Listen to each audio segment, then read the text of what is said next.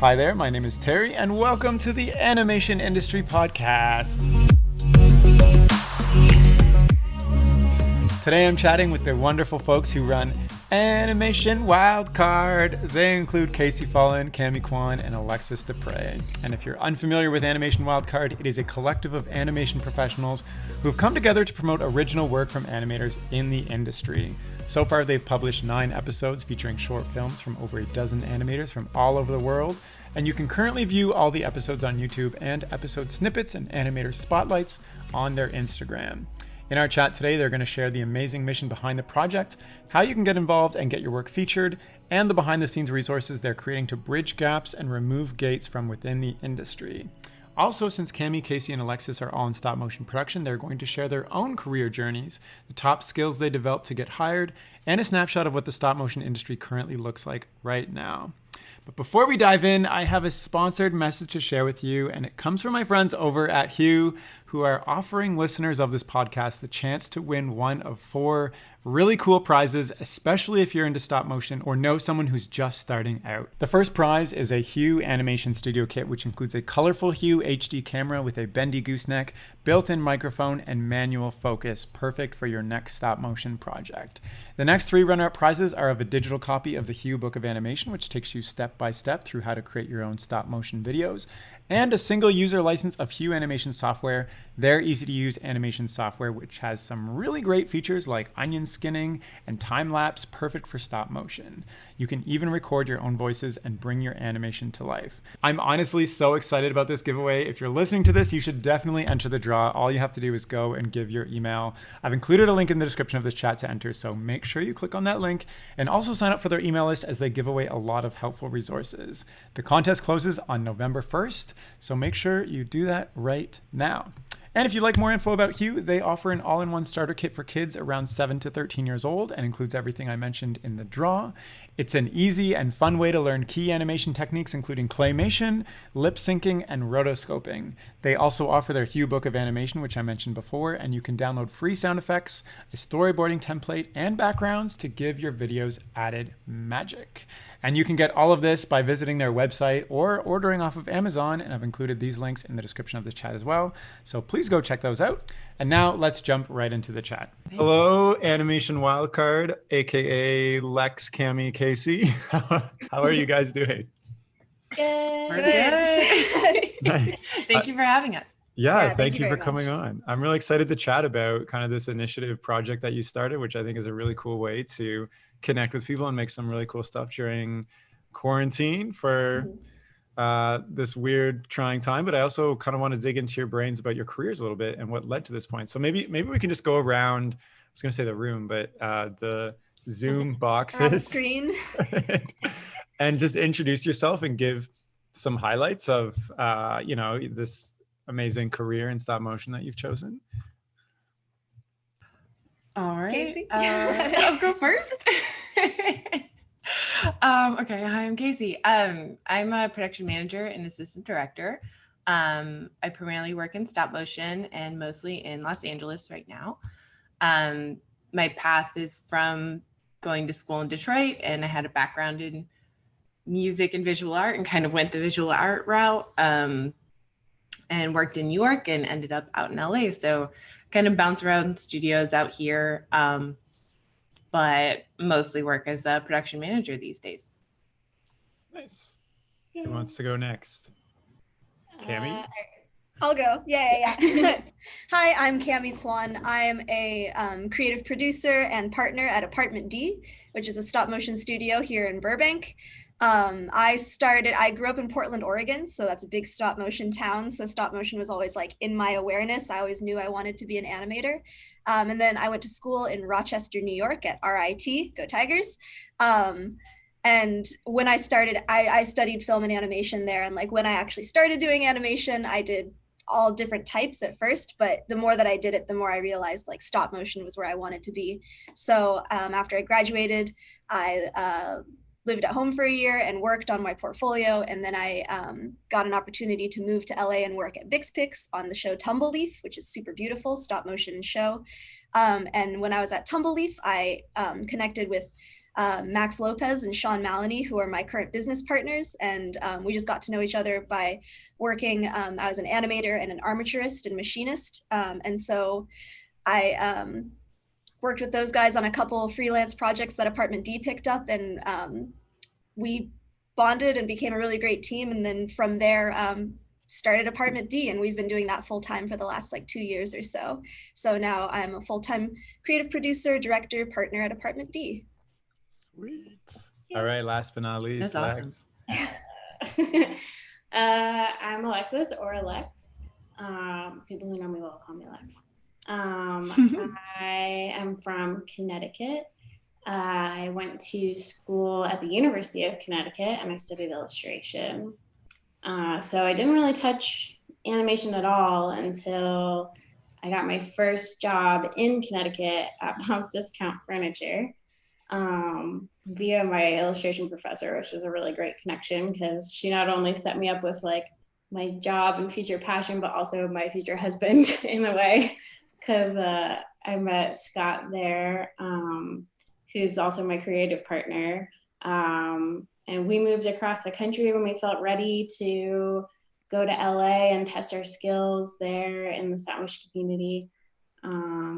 We both started sort of at the bottom. I was an intern, he was an entry-level animator. And then we both just kind of worked our way up and figured out how to run things, and then decided, you know what, we really want to do this together, and somewhere that's a little bit more affordable. So we started Threadwood, and we've been producing self-made content.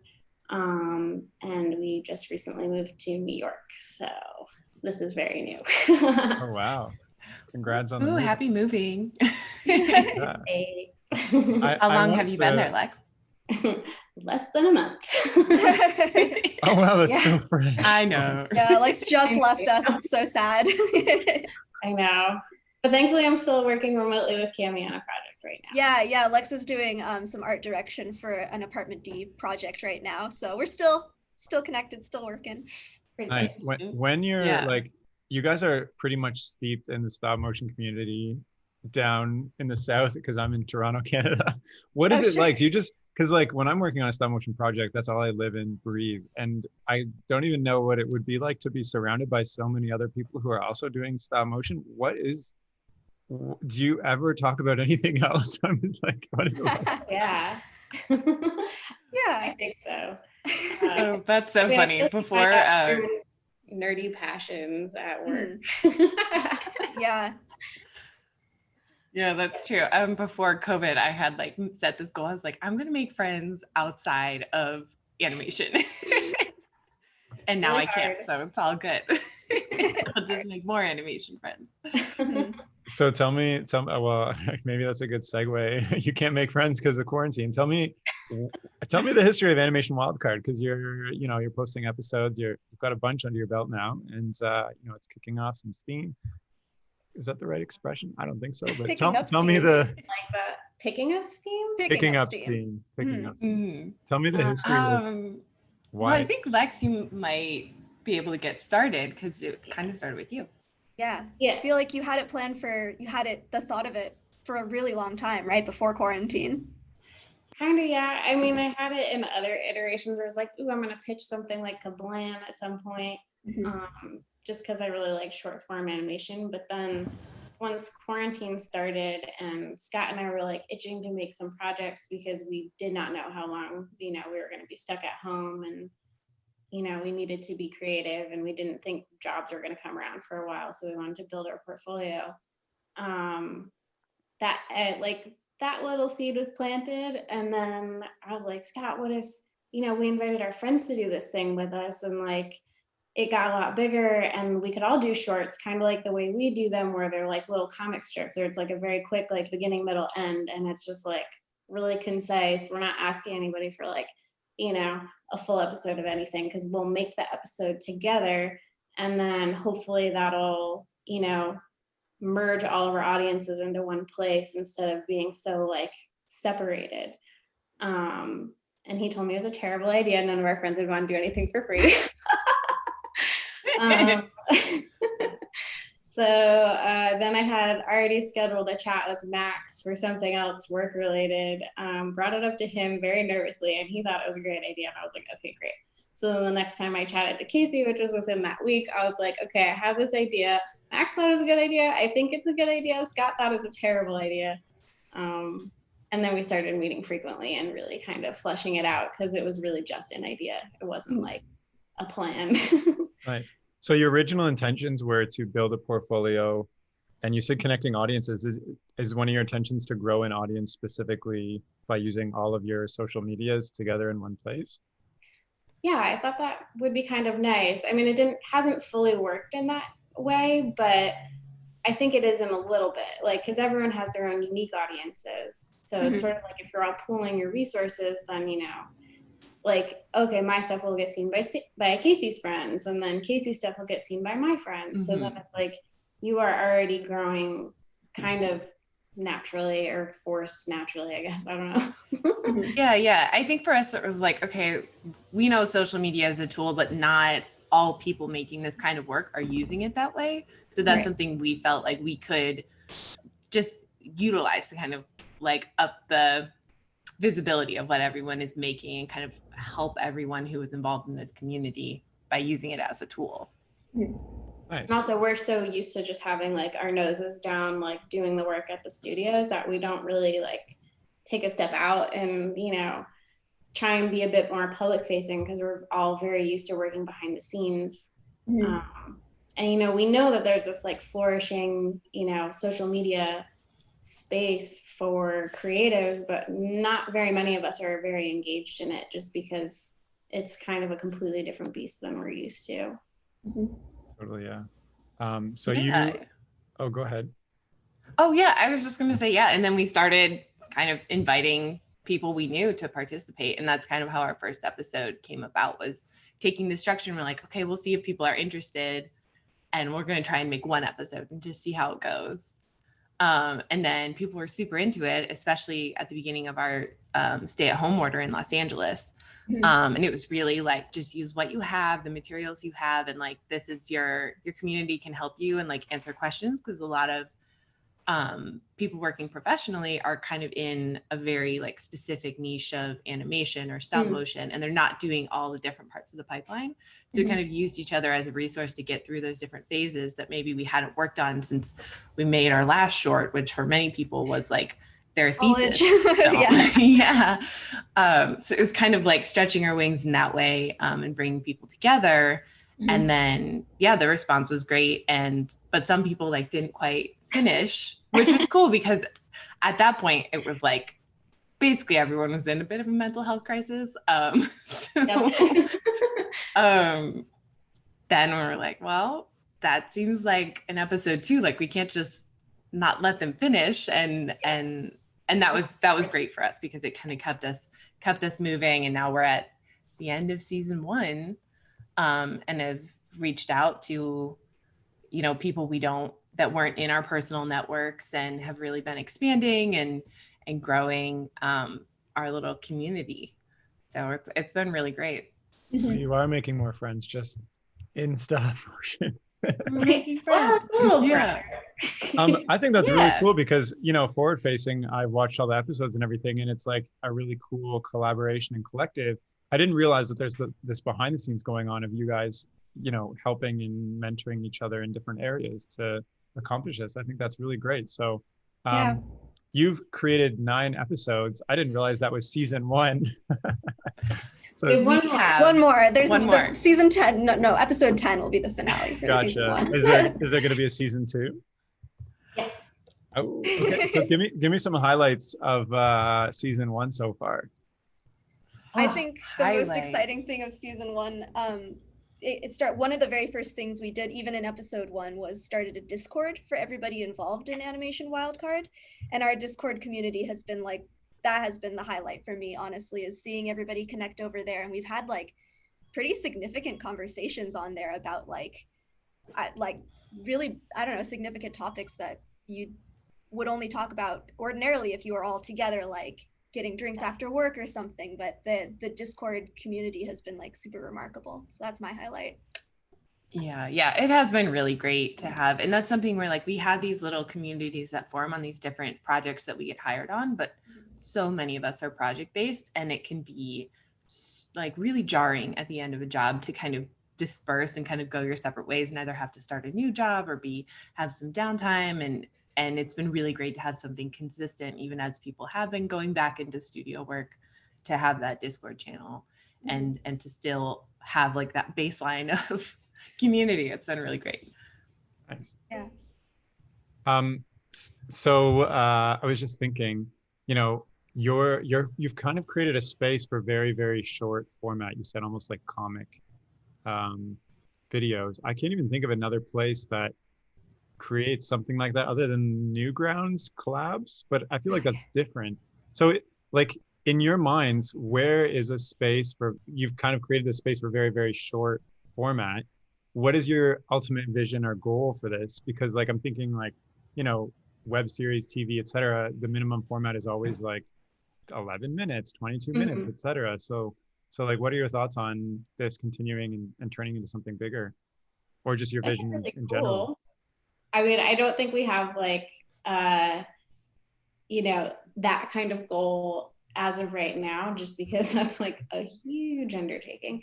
But I do think it's nice that, you know, anybody who's creating content for this, like they own it and they can present it however they want, you know? So like some of our participants have done series, which is pretty great. So they've like, you know, including myself and my husband, like we put the same character through multiple different situations. And so it's like, you've already kind of really fleshed out this idea. If you want to take it with you somewhere and pitch it, like it's yours, you know, you've done all the work, you've developed this thing. And then, you know, for other people, I think it kind of ends up being like a sketchbook, like a more finished piece, but it's still kind of short and kind of lighthearted. So maybe you've just got something that, you know, wouldn't be good to stretch out into a 2-minute or a 5-minute short for like a very serious film festival, but it's something that's been nagging at the back of your brain that you just like need to get out. I think that's been a good space for that kind of thing, which you know, those work really well in short bursts on your own, but like it's so much better when you're bolstered by a bunch of other people who are doing kind of the same thing.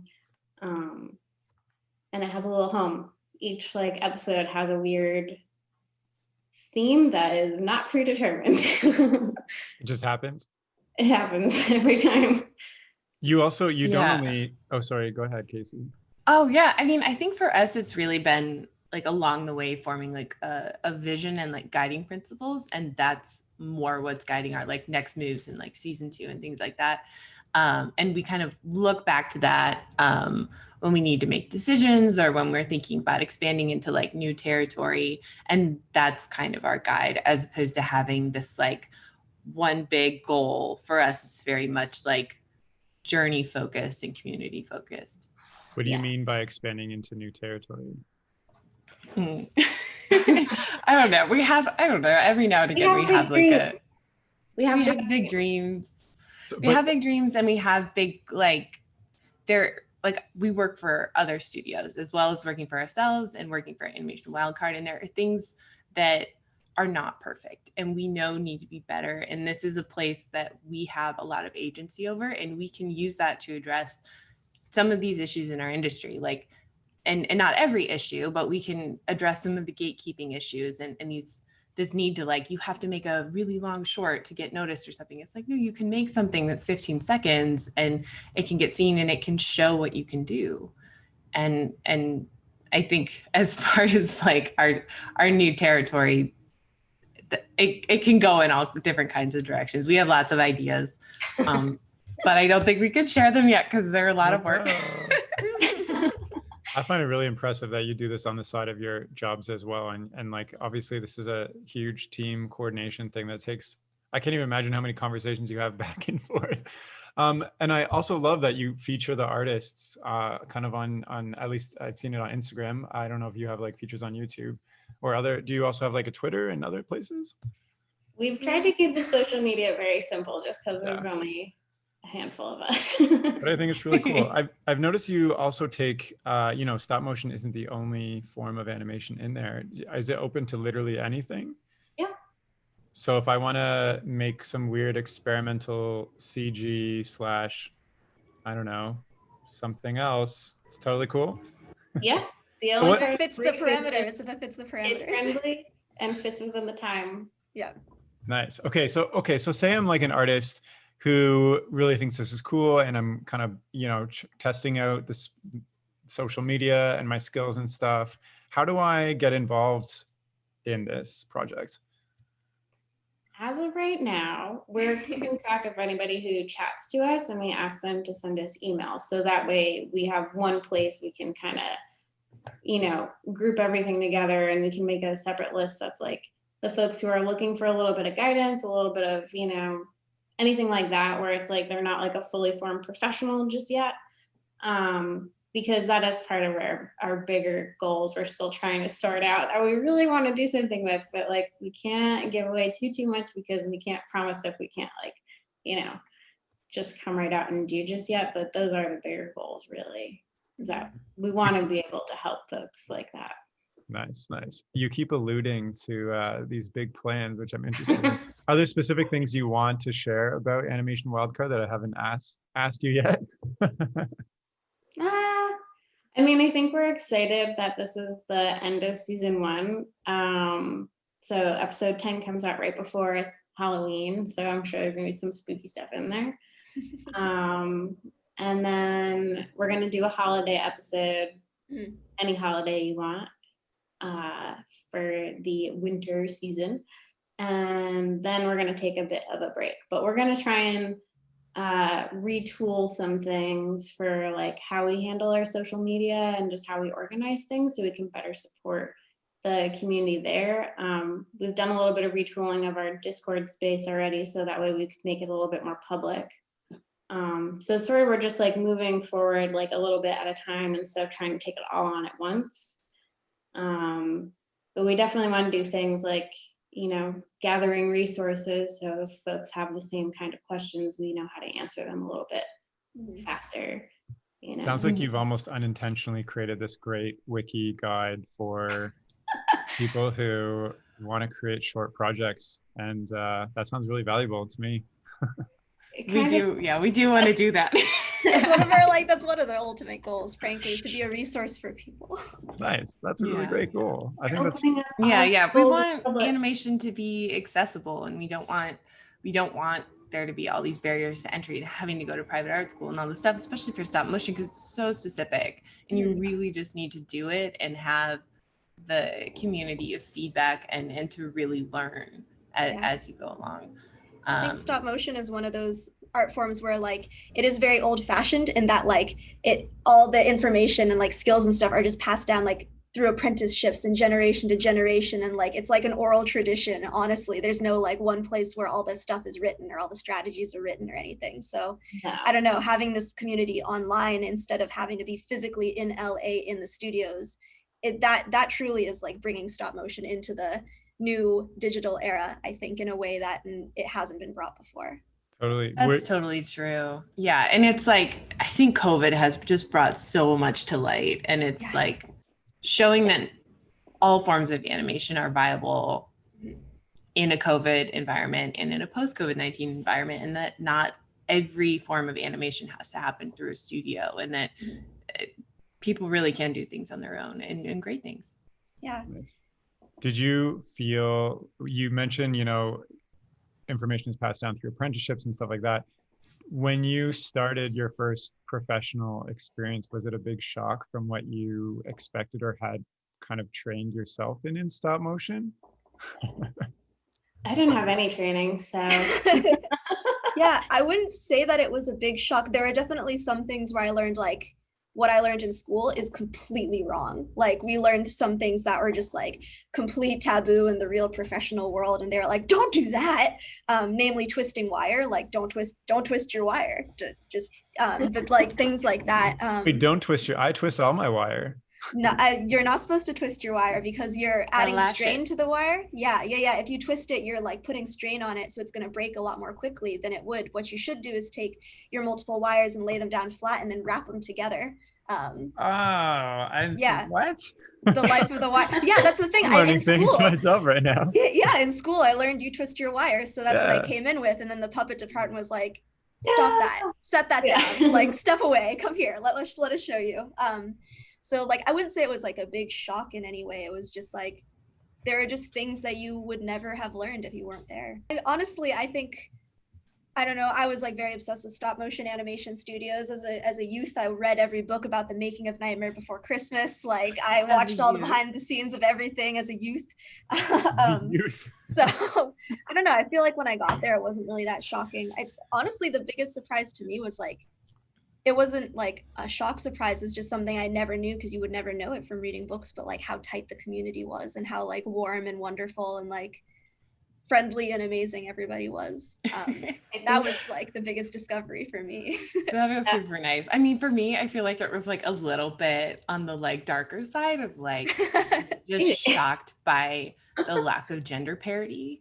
I did start at BixPix, and that place was pretty unique as far as the gender stuff went. Right. And I started out interning, and first it was live action, like kind of like sports media, which was like, No. that.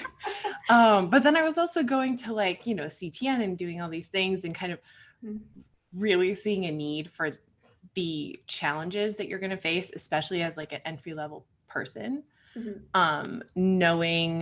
Knowing what's right, knowing how you should be treated, and knowing just what your rights are. And that's something that I took back to school with me before I actually started working professionally, and connected with women in animation. And at least we were able to get a student chapter started in Detroit. And I think it happens a lot with like those bubble schools that kind of grow this community in kind of a place where there isn't a lot of work. And then you kind of get thrown into the industry without a lot of connections, without a lot of maybe teachers who are actively working. And that was something that was like really jarring for me. What are some of those things that, you know, maybe as an entry level animator, you should be aware of? Like you mentioned rights and things like that.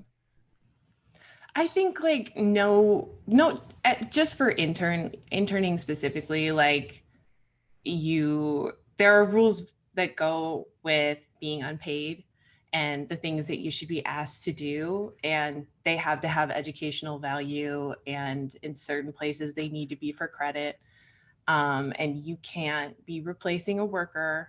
There are a lot of things, and they're pretty baseline, like throughout the country, and then in the state of California, if you are going to California, that you should just know. And it's not something where like you're not going to accept an internship for those reasons, but I think you should know. Well, I think and you should, in terms it of protects like you. knowing how someone can ask you to do something, or you know, you just like, if you have this knowledge of this, you know that if this one thing comes up, oh, that's an inappropriate ask, and I can say that because like I shouldn't be doing that. That's actually like a job description. I'm here to learn. I think that's like the biggest distinction, especially like if you're being unpaid, like it really needs to function like a class. You need to be learning what you're doing. Yeah. And it has to have low stakes. Like you can't be like at fault for, you know, wrecking something because you shouldn't have anything in the final animation that's like super important. It needs to be supplemental. And like, yay, if it fits, you know? Right. And you shouldn't be working like a ton of hours. Yeah. One of my internships, I was working way more than full time and working weekends and all that. And it's like, that's not right. And yeah, there's a lot that can be done for like entry level. I feel like there's been a lot of progress too, because there has been too. When I interned, I should not have been an intern. I was not a student. I got very lucky that I got let in the door just before all of everything got really litigious. I feel like it was what, WB or something about unpaid interns and suing, and I don't know. It happened around 2012, and that was when my internship was. And then right after that, there were no more internships unless you were getting student credit, like at a university or something. But those internships are actually like the places where you make those relationships, because there's someone who can actually mentor you in that process. And like really you find the people that you connect with, the people that like work similarly to you. Like I went through the art department So like, you know, I was learning all sorts of materials so quickly, and just like understanding like, you know, what things stick to what and what things don't, and you know, what paint's going to react with something else, and like all of those things are super important, and you really mess it up if you don't know. Yeah. So like it's so helpful to have these like wonderful guides that are just like, you know, my paint lead, my builder lead, production designer who understands like where I'm good and like what I need to work on, you know, that kind of stuff. It's all really beneficial because they're the people who are going to hire you in the future. Yeah, Totally. that's truly where all your like future work relationships are going to come from. Yeah. And everybody disperses after every job. So it's like maybe you have that one entry level position or that one internship, and then you wait a year and everybody works somewhere else. Mhm. And if you've made a good impression and you maintain those relationships genuinely, then you now have a connection at a bunch of different places. Yeah.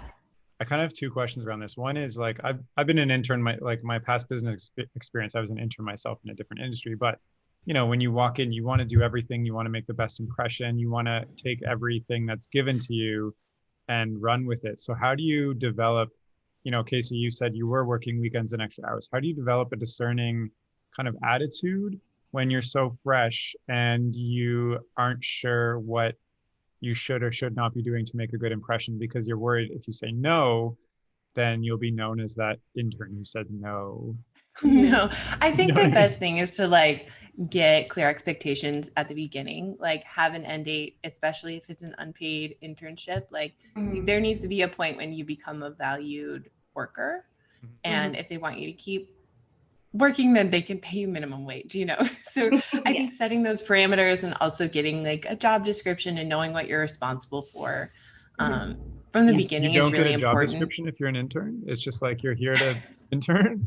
You don't always. Okay. I just showed up and I was like, I have clothes on, so I think I'm all set today, right? Okay, so that makes a lot of sense, really. So maybe if you have an internship lined up, just go in day one with some and set some really clear expectations for yourself and even before day one, you know, before accepting something, just know what it is that you're accepting, and that way it also gives the employer a chance to kind of think about those things as well and think about how you're going to fit. The most important thing as an intern is if you are ever unsure of something, ask a question. Because no one's expecting you to be knowledgeable in any specific way. They'll be surprised and happily if you have this deep knowledge of this one technique or this like, you know, style or something. That'll be really exciting icing on the cake, but no one's expecting you to come in and like have this knowledge already. And that goes for also like how to negotiate, or not negotiate, but just like how to accept a job. So if you're unsure about something, asking questions is the best way to like clarify things without having to say no. And also to just like, that's the thing that like shows that you're hungry to do this work, that you want to know more about it. Like when you're making those relationships with those mentors, it's like, how did you do that thing? I saw it, it was incredible. Like, I don't even understand, like, am I missing something because I've tried something like that, or whatever the answer or the question is. But like, those are the things that establish your relationships too. And as long as they're genuine, those are the things that kind of like take you along and make you grow really fast too. You know, it's just that like curiosity. Nice. My second question is, you know, you mentioned things like what paints to use and stuff like that. So me, you know, I guess I'm an amateur freelance stop motion person at this point, and I've never worked with stuff like silicone, and I almost am afraid to just order a bunch of stuff and try it out in my living room on my own versus to, you know, work with somebody and go to a studio. And a big reason I didn't pursue stop motion when I was younger was because there wasn't any opportunity that I could see in my hometown of small Waterloo, where I grew up in Canada. So how do you, if like, I'm trying to think of the feasibility of me moving to, say, the States to do an internship for maybe free or educational value or minimum wage. Like it's not a very viable option for me, and I'm assuming a lot of other people too. So how do you get in the door? Because you said your internships led to work. How do you get in the door when you're kind of an outsider? Like, what are people doing to kind of get that entry-level stop motion job that's paid.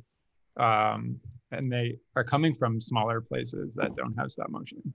You just have work that shows what it is that you can do. Like, we've hired people into entry-level positions without having them be interns, and knowing that they don't have any professional experience, just based on like the portfolio that they have of things that they've done on their own time under their own steam. And even if you don't know like all of the techniques, like that's kind of okay, because every studio might want you to do it differently. So like, I don't know, we've never really balked at somebody coming at an entry-level position and needing to be taught how to do stuff, because like we kind of want to teach you how to do it the way we want you to do it. Right. So really, like, the way that you get in is by making work and showing that you can do it. And I think if outside of like being an animator specifically, like if you're more of like a fabricator, there is actually kind of a bit of wiggle room if you stepped into live action stuff, which is available more broadly in other places, because you at least understand like the language of the stages, you understand like the degree of like finishing sometimes. Like, I would absolutely say do not count on that as like what's going to get your portfolio for miniatures, because there is such an intense threshold for like perfection in miniatures that you can be a little bit more lax on when things are bigger.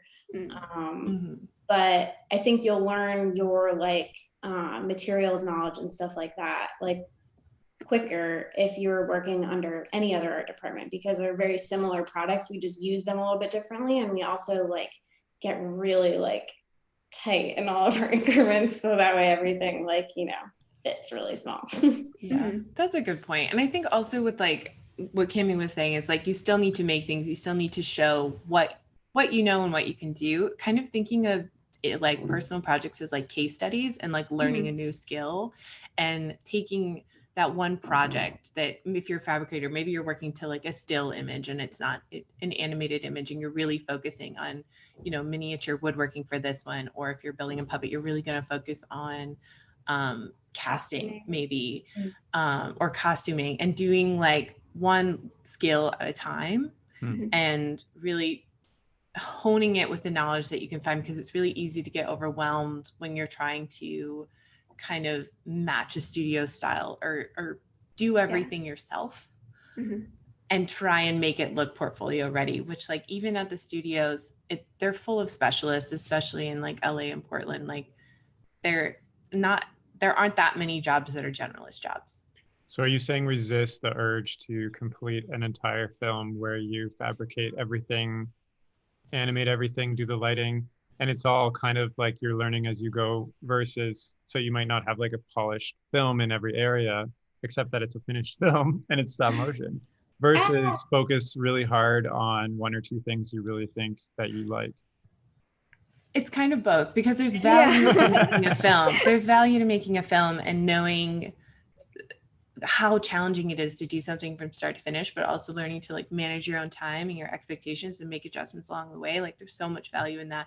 But I'm sure pretty much anybody who's made a film that's on the longer side, who they are at the beginning of the film and who they are at the end of the film as an artist and as a creator is like so different, and it's like an exponential growth. So by the end of it, you're like, oh, I don't really like the film anymore. Yes. Because I want to go back and redo everything. So I think it's both. And it's also like, what is it that you're trying to do? And as far as if you are doing this to get a job, like what is that job, and what shows that you can do that work? And maybe it's not a film. Like I'm very rarely hiring directors.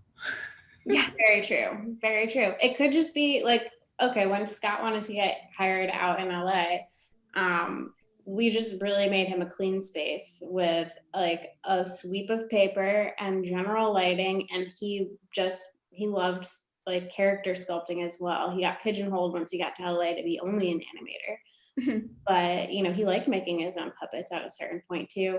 And then I would just supplement and make him a prop every so often, you know, and like, we would just take it really easy. Like you don't have to make this like fully fleshed out world that like completely makes sense. Like I think that's also kind of why, you know, gravitating towards these shorts that we're making for Animation Wildcard, they're kind of like sketches. Like you're trying to work through this like process, this technique, this idea, this something. Like a lot of the people that are doing these 2D works are actually stop motion animators who wanted to like get back into 2D, or like, you know, we actually had a couple of art department people who've now swapped into animation that like was completely unexpected, but also just like, great, one of them is now fully animating. Like, that's amazing. I'm gonna miss her in the art department, but hell yeah, we have another animator. Like, So wait, people are using Animation Wildcard to switch up their careers within the industry itself to try out new things. That's really cool too. That's awesome. That's like a use that I didn't see at all. So my next question, which you kind of started answering, was what are those things when you see a portfolio, like say I want to put together a portfolio, what is that thing that pops out and says, yeah, I gotta hire this person? And you know, maybe they're doing just some lift tests or a walk cycle, or they have a full film. Like what makes you click with what they've shown you? I guess it depends what it is you're looking for. Like speaking to animation specifically, like just them showing that they animate, just that they animate. If I go to somebody's portfolio or website and all they have is one walk cycle, like that's a little bit hard to gauge. But if I go to their portfolio, if I go to their Instagram and they have a million 5-second tests, a bunch of 10-second tests, a bunch of the same character doing a bunch of different things, like that says a lot. And like it is always true that the people that animate more are the better animators in the end. So I don't know. That's something interesting to me, because what I've heard before is you have like one really good reel where you demonstrate a lift and a walk, and it's like, I don't know, a couple minutes of animation. But I guess what you're telling me is you want more intel on this person. You're going to look them up and see what they're actually doing.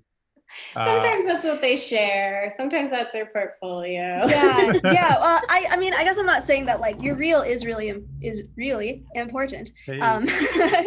Your reel is important, I guess, but I don't know. I think at least the way that I hire people at Department D, like I tend to look at their Instagrams and see like what they do. And there have been people who they've come to us for like fabrication, but then I see that they also have done animation on the side. So they've ended up doing both at our studio. I've hired people for, I don't know, like seeing everything that they do, seeing who they are completely as an artist, like that speaks a lot, I think, to us here at Department D anyway. And seeing that they are constantly making work and constantly trying to improve, like you can watch them improve as they go. And that speaks a lot to the fact that they're going to grow with us, because we're not necessarily looking for people who are 100% like a ready feature film. Like we're kind of looking for people who are ready to learn and ready to grow and do something weird that they've never done. Because like a lot of our stuff is very non-traditional. We might make you animate an American Girl. Have you ever done that? Like nobody does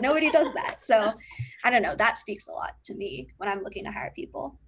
Yeah, I think for fabrication, what I look for is, can you show me the inner guts as well as the final product, or at least some part of your process? Because like everyone can put a layer of paint on something and hide everything's sins, but like I want to see how you thought about that problem and how you solved it, and if there are better ways that like, I mean, like, oh, I saw that thing, it like, I'm sure it worked for like a very short term project, but if you were going to do this for like a television show, or it has to like be in perfect condition for an entire commercial, or whatever, be like, you might want to use this instead of that, or think about it this way instead of that way. So that way it can be a bit more of a conversation. You can really like tease out more about just like what skill sets they're already gravitating towards too.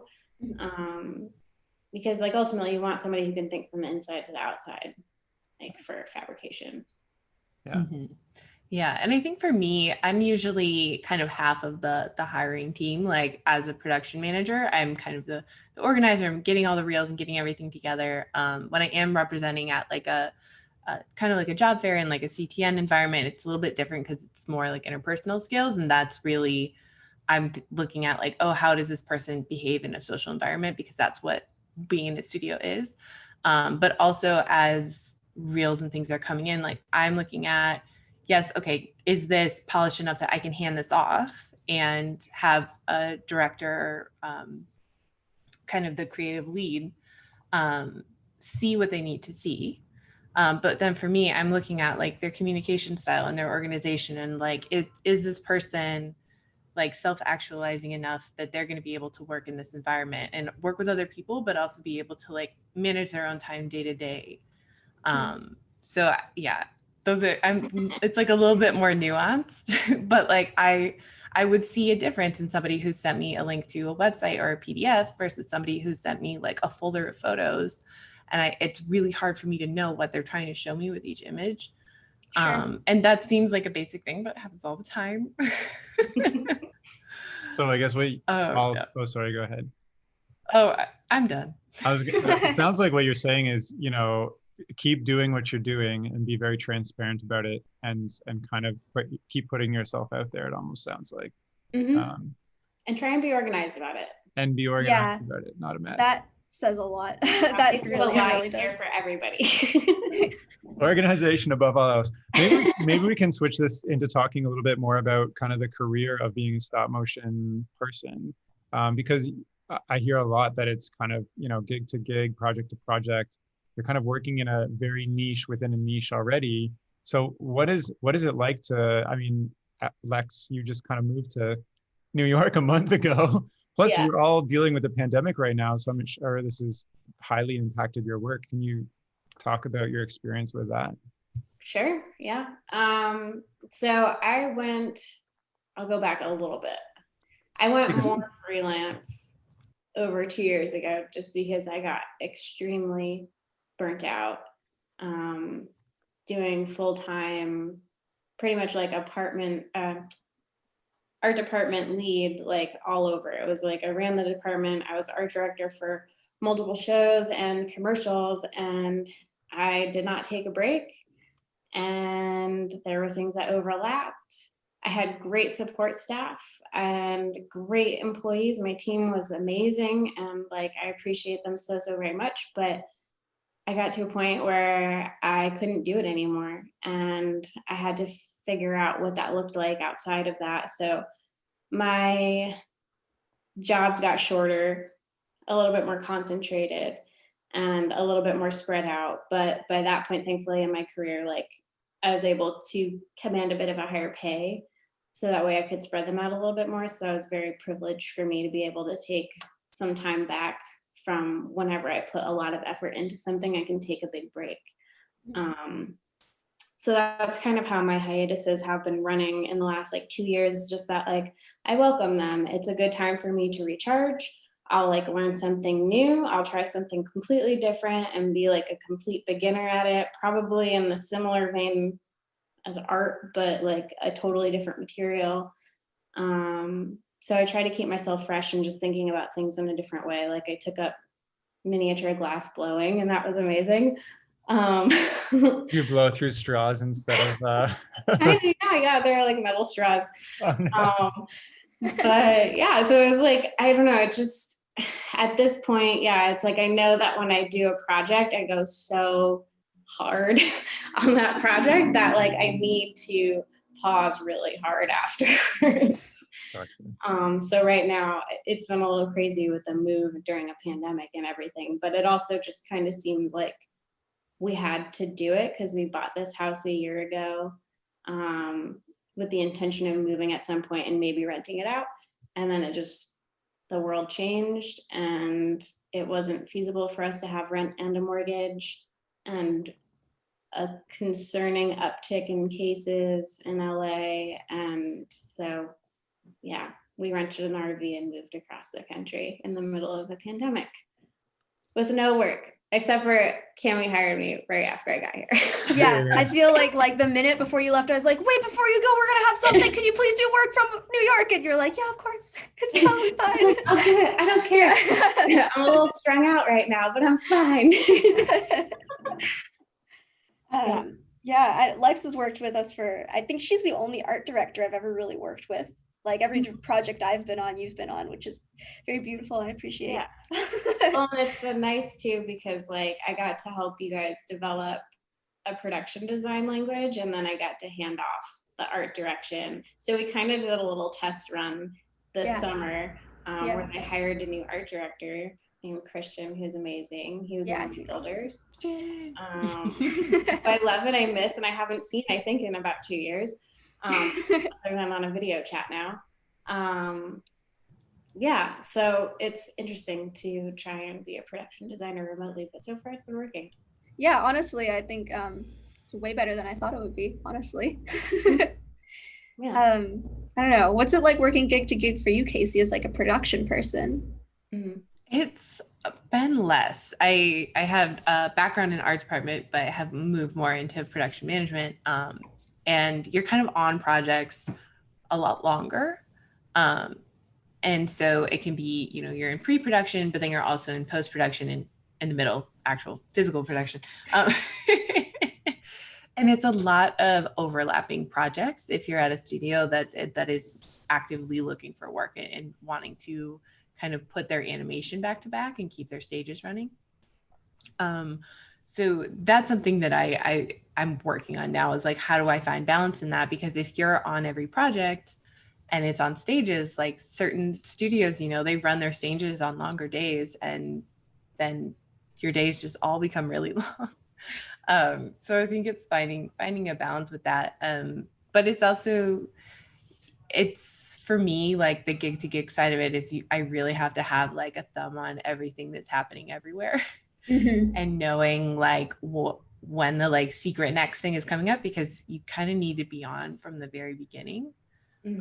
As a production management person. So it's really like maintaining relationships and just kind of knowing what's going on, even though like nobody's really talking about it. Oh yeah. So that's important. But also for me, like it's good to have your own artistic practice or personal practice, these things that keep you grounded in your own life so that your work doesn't become everything. And I think that's hard for anyone working in a creative field, is this thing that you love becomes this thing that you get paid to do, and the stakes kind of change and it's not really yours anymore. So finding these things that can still be your own, and that's something that's wonderful about Wildcard for us, is like, this is my own. And we can provide that for other people too, which is why it worked and the prediction was wrong. Working gig to gig as an animator for me is a little bit different than like the gig to gig point of view from like a studio owner. I think as an animator, it was just like stay in contact with everybody, stay friends with everybody, just like keep your network open and up, and things are going to come to you. You kind of have to just, I guess it's not so different being an animator from a studio owner, because as an animator, you're looking for animation jobs, and like you kind of always have to be looking, even if you're working like full-time at a studio weekdays, like you kind of should also be just keeping your ear to the ground about other productions that are going on. And like as an animator, I definitely like would offer to do weekends on other productions that I couldn't do during the day on my weekdays, and that keeps me in the mind of those productions in case something opens up once I am free. So that is kind of a thing, is just like always be looking for work, even if you have work. And that's really similar for as a studio owner. You're not necessarily looking for jobs for people to hire you. You're looking for opportunities to make jobs for yourself to do. So even if you are, you know, deeply engaged in an hour-long series and you're trying to get that done, you still have to keep a corner of your mind open to approach other clients and propose new projects and stuff like that. So it's always having your mind in kind of two places at once, like the work you're doing, and then the work you want to do once that job is over. You just always have to be looking no matter what. Yeah. That's kind of what gig to gig has meant to me. I think maybe what we've glossed over too is that like there are real hiatuses. Oh yeah. You have to learn to be good with money. Like really, like nobody teaches you finance. And nobody warns you that it's going to happen either. What is a good hiatus? Like a week? A good hiatus or like a... What's the longest? A good hiatus is one that you know how long it's going to be. That is a good hiatus. And that never happens. Never. I think there was like you don't really trust a production until it starts, because even though it's green lit, the rug can still get pulled out from underneath it, which is also kind of why you have to be in contact with multiple productions at the same time. It's not like you're promising your work to all these places, but you need to know like how things are going and what other places are working right now. because like when we first moved out here, we moved out here for a 3-week job for Scott, and I had no work and no pay for almost a year. Oh, wow. Yeah. And I was two-timing my internships. So I was doing 50 hours a week at 2 different places. That sounds absolutely exhausting to do 50 hours a week with no pay. Yeah. Thankfully, that was only for like 3 months. Longer than 1 week is already enough for me. Yeah. Right. It's a little crazy. Yeah. I think we were pretty desperate when we first moved out here. Mhm. And also things were a little bit, like I said, different about internships at that point. Mhm. So I'm wondering, you mentioned previously in the podcast that you were surprised by the amount of gender diversity in kind of stop motion as a niche. Have things changed in terms of diversity of stop motion animators and producers and everybody? Not a great deal. We're still pretty white. Yeah. We're whitey tighty Yeah. animation. We have a fair amount of women and femme-identifying folks, but it's usually not in positions of power. So it's like there's also kind of a mixed bag there too, where it's like it's great we have representation, but we don't have actual representation in that way either. So I think we're all trying to just create those pathways a little bit more clearly, so at least we can start folks like moving towards that finish line or that like next goalpost, at least in our professional work and also in this. Yeah, I feel like that was a really big goal of Wildcard, really, was like opening up those opportunities for more people who might not necessarily get a chance to have their voices heard, like in the regular studio systems, the way that they're set up in the more traditional paths. Mm-hmm. Yeah. I mean, it's like so many layers to this issue of like more people of color working in studios and how that environment is once people are actually in studios and making that an inclusive space. And that's something that we tackle in like our professional practice and when we're at studios, and really hoping that we can make some changes there and continue to work on those things, because it's like going to be a continual process, and the work is never going to be done. I mean, hopefully, but I think it's something that we always have to keep working on. But with Animation Wildcard, there's like kind of a different set of issues that we have more agency over and can address. And that's like gatekeeping issues and just barriers to entry that we can really do something about with the tools that we have. And that's really where we're focusing our energy on there. And it's been, I think it's season 1 has been such like a reflection of the times of working in COVID, and then us trying to reach out, include more people, and making sure that that's a priority all the time. And it's not just something that we talk about now, it's something that we talk about forever. Yeah. And do something about.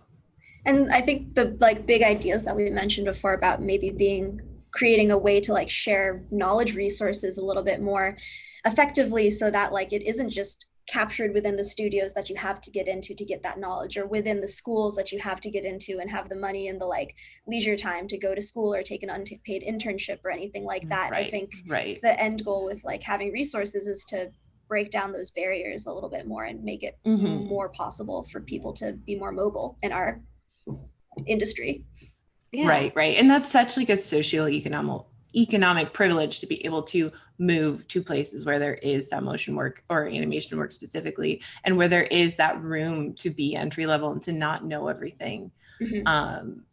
It's something that needs to be tackled, and it's a tough one, just because animation is so like hub based. And yeah, unpaid internships, like that can't be the only way in. No, because it's such a privilege to be able to take those, like not everybody can. And I think that's also why we have such a limit on the bigger stories that we're able to tell, because, you know, even though, like I said, there are plenty of women working on these projects, we still tend to work on a lot of teenage boy humor.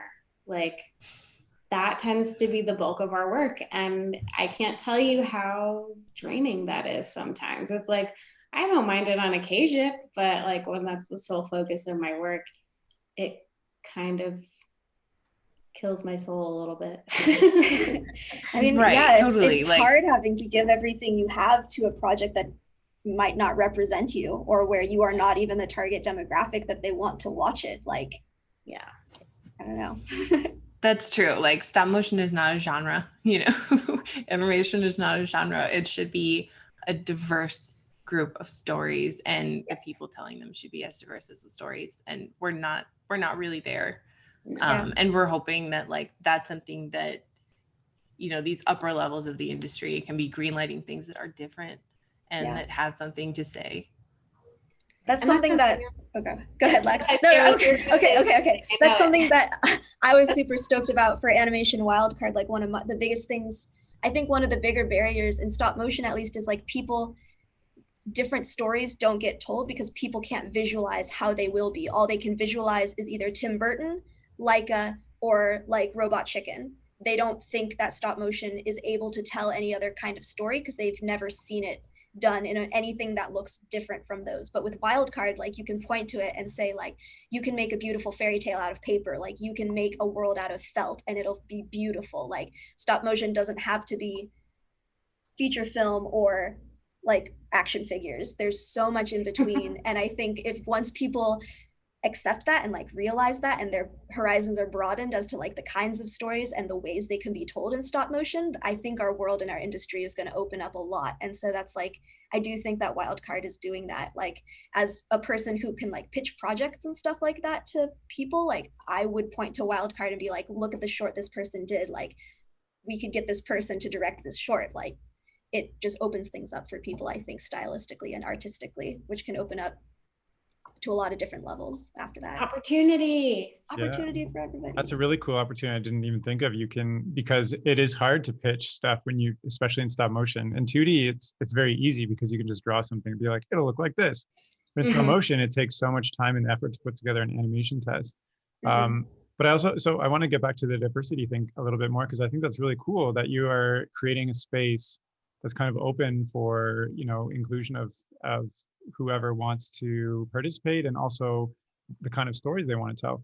I'm wondering, what kind of audience do you want to attract with Animation Wildcard? Like, who do you want? Because you mentioned, you know, Lex, you were sick of boy humor, and I'm just thinking like fart jokes and like innocent. I mean, my boy humor tends to be along the lines of 10-year-old boy humor rather than 14-year-old boy humor, which is very different. So like, what audience do you want to attract with Animation Wildcard? Because, you know, it seems like it's a very animator for animation focused thing on one half, because behind the scenes you have like all the help and wiki and stuff, but on the forward facing, who are you hoping watches this? I think our goal has always been as broad as possible, because we think that animation is for everybody.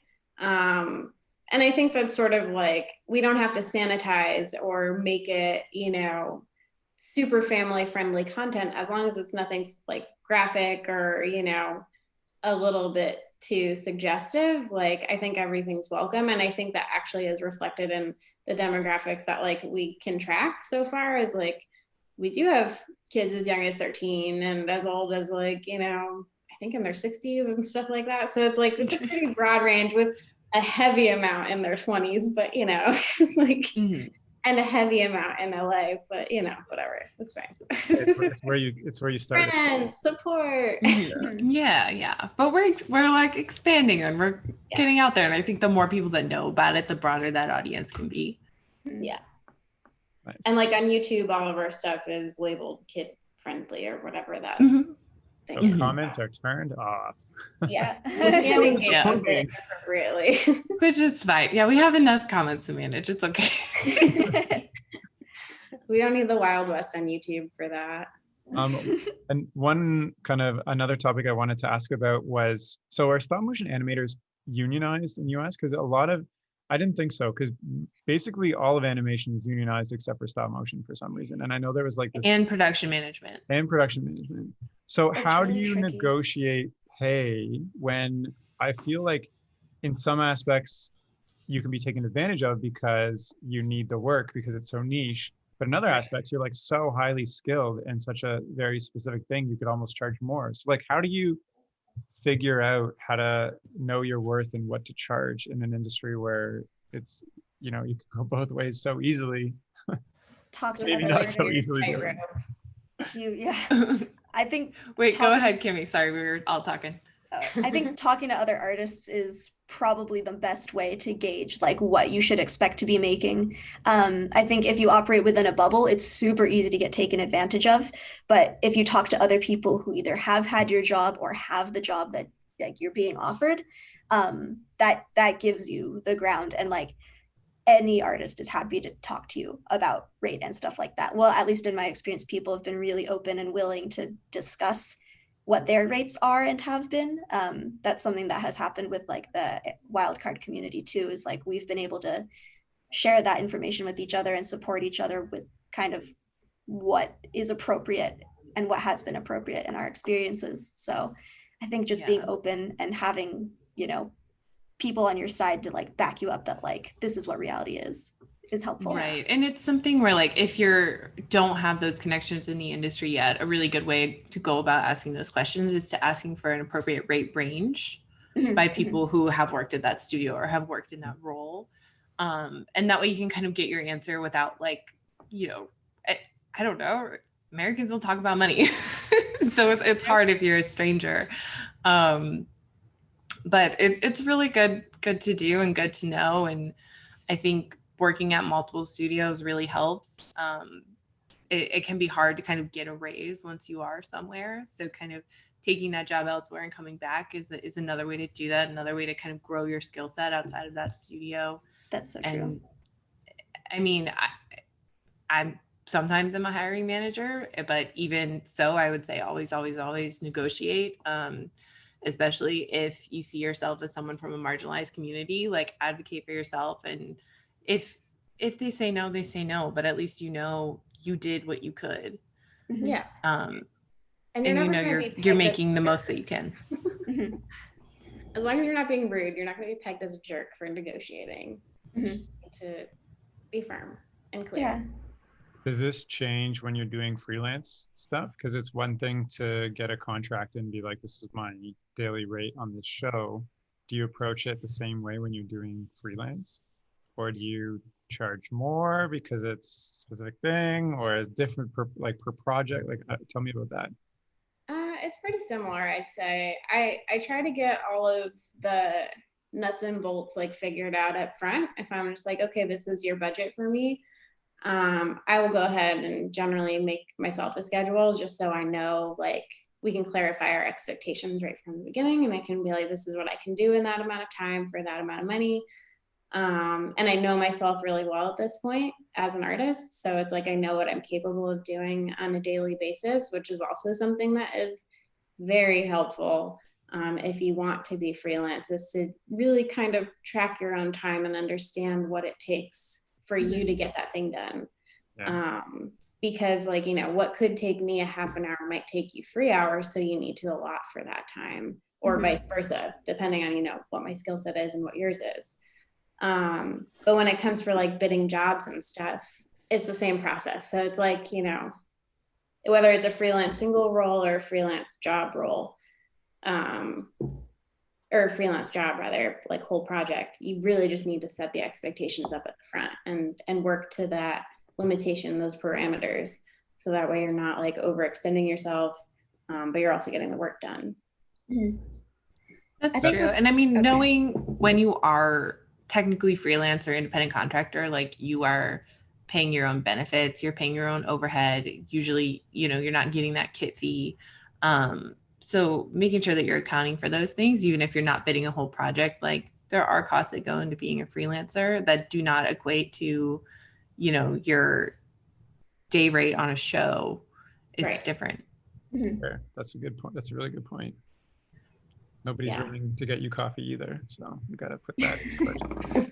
Nobody's getting you coffee at studio. No. You're on your own. There's a coffee burn somewhere. Yeah, and post-COVID like crafty is no like crafty. I heard there's not what it was. Cookies on Tumbleleaf or something like that. There's a lot of what?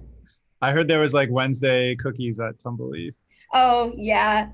Yeah, there were. They were frozen, so it's not like homemade or anything, but like yeah, they did bake cookies and deliver them on Wednesdays. Right. That was really nice. To me, it sounds like the overall message that you guys have given me is that if you want to make it in this industry, specifically stop motion, being part of community is so super valuable in terms of every aspect, like learning, figuring out your pay, like what's going on, all that stuff. So I think that's really cool that you're also really trying to enhance that with Animation Wildcard and kind of doing it without gatekeeping. I think that's really honorable. Is maybe as we kind of wrap this up, is there something that you want to leave listeners with from our chat or your experiences or anything, you know? Always make stuff. Yeah. That's honestly the advice I'd usually give. I guess it'd be like, don't be afraid to reach out to people who you admire on social media. Like comment on people's Instagrams or like, you know, take a chance and DM them. You might find that they're like really present and willing to give you advice, and you might actually make a friend. Like, you know, just don't be afraid to reach out to people and like start forming that community on your own. Totally, yeah. I second both of those. I was going to say ask questions, but I feel like that's very similar to what Cami just said. But I feel like it also applies if you're at work and you're brandy new and you need to learn a lot of stuff. Yeah. Yeah. Don't be crazy, but ask questions. Don't be crazy and take care of yourself for sure. Yes. You know, the job isn't everything. And as like someone who's giving themselves creatively at work, you need to take care of yourself and kind of, what is it, like fill your cup outside of work. And it can be hard during a pandemic to like get out and, you know, do the things that inspire you and keep you motivated, but making space for those things and making sure that you structure your time in a way that you still have all of that is really important. Very important. Good advice, taking care of yourself. I learned that lesson the hard way the first time I was on a big project. Yeah. Oh no, yeah. Is there anything else you guys want to end off on? Say hello to us. Yeah, check out Animation Wildcard. Yeah, Shoot DM random people, DM these guys. Yeah, if if you're interested in Wildcard, get in touch with us. Great way to do it is through our email, animationwildcard@gmail.com. Also through our Instagram and our website as well. But yeah, email's best. And that's kind of how we bring in new people is we build relationships with people, and when there's an opportunity that's a good fit for them, we keep track of you and we don't care about you. Nice. Well, thank you so much for coming on the chat, Lex, Casey, and Cami. It's been a pleasure to hear your journeys and everything you're working on. Oh yeah. Well, thank you so much for having us. Yeah, thank you. Thank you. And if you're listening and you want to get in touch with Lex, Cami, or Casey, or Animation Wildcard, which you should definitely check out, I've included links to all their social profiles and Animation Wildcard in the description of this chat. And that's all for now. So thank you so much for listening. Goodbye.